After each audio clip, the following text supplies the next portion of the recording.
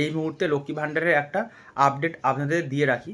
যারা লক্ষ্মী ভাণ্ডার ফর্ম নতুন এন্ট্রির জন্য ক্যাম্পে জমা দিয়েছিলেন, তো তারা নিশ্চয়ই চেক করেছেন যে নিজেরাই চেক করতে পারবেন। সেটা হচ্ছে গুগলে লক্ষ্মী ভাণ্ডার লিখে ট্র্যাক স্ট্যাটাস দিয়ে আধার নাম্বার বা ফোন নাম্বার দিয়ে চেক করলে ওখানে আপনারা দেখতে পাবেন যে আপনাদের নামটা এন্ট্রি হয়েছে কি না। যদি এন্ট্রি হয়ে থাকে তো অনেকেই বলছেন যে ভোট বলে হয়তো লক্ষ্মী ভাণ্ডার এখনই টাকা পেয়ে যাবেন, বা 1 মাসের মধ্যে বা এপ্রিল থেকে হয়তো আপনাদের টাকা দেওয়া শুরু হবে নতুন যারা এন্ট্রি হয়েছে।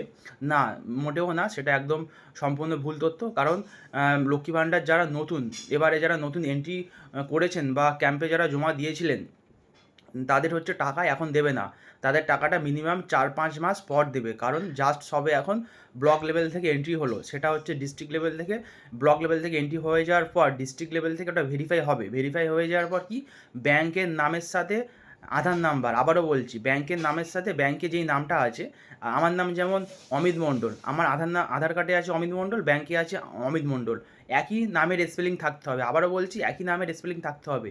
এইগুলো সমস্ত কিছু ম্যাচ হবে। ম্যাচ হওয়ার পর ব্যাংক ভ্যালিডেশন হবে। ব্যাংক ভ্যালিডেশন হওয়ার পর লট জেনারেট হবে। লট জেনারেট হওয়ার পর আপনারা 3-4 মাস পরে সম্পূর্ণ টাকাটা, মানে প্রথম যেটা প্রথম কিস্তি 1,500 টাকা, এবং আপনারা যদি এসসি এসটি হন সেটা হচ্ছে 1,700 টাকা, সেই টাকাটা পাবেন। আবারও বলছি, অনেকেই বলছে যে এখনই পাবেন, ভোট বলে হয়তো দিয়ে দেবে। না, মোটেও না।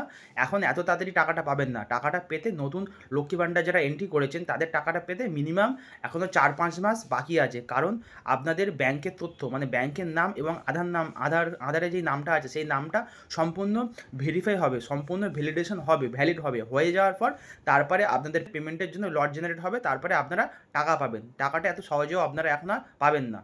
কারণ দেখা যাচ্ছে অনেকেরই আধার কার্ডে হয়তো একটা বানান আছে আর ব্যাংকের অ্যাকাউন্টে হয়তো অন্য বানান আছে। সেই জন্য তাদের হয়তো ওখানে ব্যাংক নেম ম্যাচ 50%, 70%, 80% এইভাবে হয়ে আছে।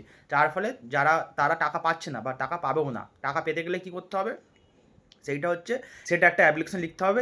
অ্যাপ্লিকেশন লেখার পরে সংশ্লিষ্ট পৌরসভা বা ব্লক অফিসে সেই অ্যাপ্লিকেশনটা জমা দিতে হবে। তার সাথে আধার কার্ডের জেরক্স, ব্যাংকের বইয়ের জেরক্স, সমস্ত কিছু জমা দিতে হবে। জমা দেওয়ার পর ওখান থেকে আপনাদের ওই ব্যাংকের নামের মিসম্যাচের ওটা ভ্যালিডেশনটা সাকসেসফুল হবে। তারপরে আপনারা টাকাটা পাবেন। ধন্যবাদ। এরকম অল্প সময়ে শর্টসের মাধ্যমে আপনারা আপডেট পেতে আমার এই চ্যানেলটিকে সাবস্ক্রাইব করে রাখবেন এবং বন্ধুদের সাথে শেয়ার করবেন যারা এখনও লক্ষ্মী ভাণ্ডার নিয়ে দুশ্চিন্তায় আছে। ধন্যবাদ।